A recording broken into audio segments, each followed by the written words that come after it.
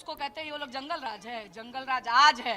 मोकामा में जिस तरह से खूनी हत्या सत्ता के लोग करा रहे हैं, सत्ता के संरक्षण में ये हो रहा है, तो ये जंगल राज है। और बिहार के नौजवानों ने और बिहार की जनता ने ठान लिया है कि इस बार तेजस्वी को मुख्यमंत्री बनाएंगे, क्योंकि युवा अपने अधिकार और हक मांगते मांगते 20 वर्षों से डबल इंजन की सरकार से थक गई है और बिहार भी अपने भविष्य की चिंता कर रहा है।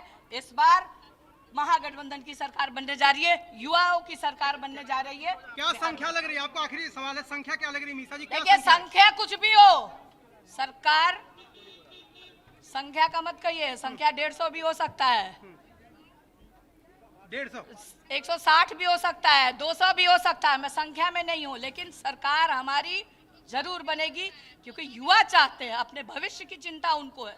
20 वर्षों से डबल इंजन की सरकार ने सिर्फ ठगने का काम किया। मीसा भारती को आपने सुना किस तरीके से जंगल राज की बात करती हुई और कहती है कि संख्या की बात मत कीजिए, इस बार हम सरकार बना रहे हैं, खासा कॉन्फिडेंट वो नजर आ रही हैं। इसी बीच उन्होंने अनंत सिंह का भी जिक्र किया, जिस तरीके से मोकामा में उनकी गिरफ्तारी हुई उसका जिक्र करते हुए सरकार को घेरती हुई भी नजर आई। अजय तिवारी जी, मैं आपके पास आऊंगी। क्या लगता है अनंत सिंह की गिरफ्तारी के बाद क्या सियासी समीकरण बदले हुए नजर आएंगे? क्या ट्रस्ट डगमगाता हुआ नजर आएगा? क्योंकि वाकई देखा जाए तो एक बेहद बड़ा दाग उसको कहा जा सकता है। सर जी, आप देखिए कि मोकामा का जो आप बात करें, अनंत सिंह की जो बात करें, अनंत सिंह शुरू से बाहुबली कहलाए हैं और छोटे सरकार कहलाए हैं। आप वहाँ पर सूरजभान सिंह की पत्नी चुनाव लड़ रही हैं। अभी एक वोटर ने बड़ी अच्छी बात कही कि क्या राजनीतिक पार्टियों को कोई और चेहरा नहीं मिलता, ये दबंग लोगों को टिकट दे देते हैं और हम लोग फंस जाते हैं, हमारी मजबूरी हो जाती है, हम इस मोकामा में वोट किसको डालें। हाँ, एक चीज़ ज़रूर मैं आपके पास फिर से, जो मैं पिछली बार बोल रहा था उस पर ज़रूर आऊँगा। आज जिस पलायन की चर्चा हो रही है, मैं पूरे भारत देश की, आपके चैनल के माध्यम से पूरे भारत देश की गणना आपके चैनल से बताना चाहता हूं कि आज भारत देश में महाराष्ट्र में 21 करोड़ की संख्या में जो 14 करोड़ प्रवासी रह रहे हैं, जो गुजरात में 1.5 करोड़ रह रहे हैं, जो बंगाल में 3 करोड़ रह रहे हैं, जो आसाम में 2 करोड़ रह रहे हैं, जो राजस्थान, मध्य प्रदेश, छत्तीसगढ़ में लगभग 1.5 करोड़ रह रहे हैं और पंजाब के अंदर 70% प्रवासी रह रहे हैं। वो प्रवासी, इसका केवल बिहार की बात नहीं है, उत्तर प्रदेश, बिहार, हर राज्य का व्यक्ति कहीं ना कहीं दूसरे राज्य में जाकर राज्य के विकास की बात करता है, उसमें काम करता है। जो व्यक्ति 50-50 साल से रह रहा है, हर राज्य को यह सोचना चाहिए कि मुझे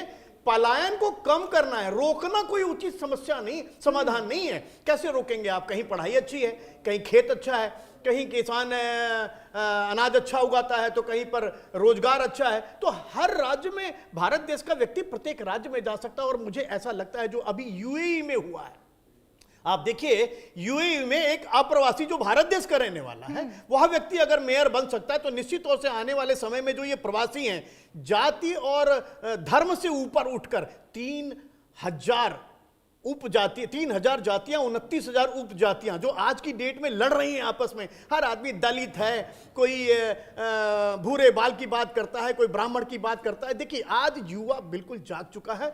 युवा जाति और धर्म से ऊपर उठ करके मतदान भी करता है, अच्छी सोच भी रखता है। तो निश्चित तौर से मुझे ऐसा लगता है कि आने वाले समय में जो अन्य राज्यों में प्रवासी रह रहा है, विकास कर रहा है, वह भी सरकार में भागीदारी करेगा।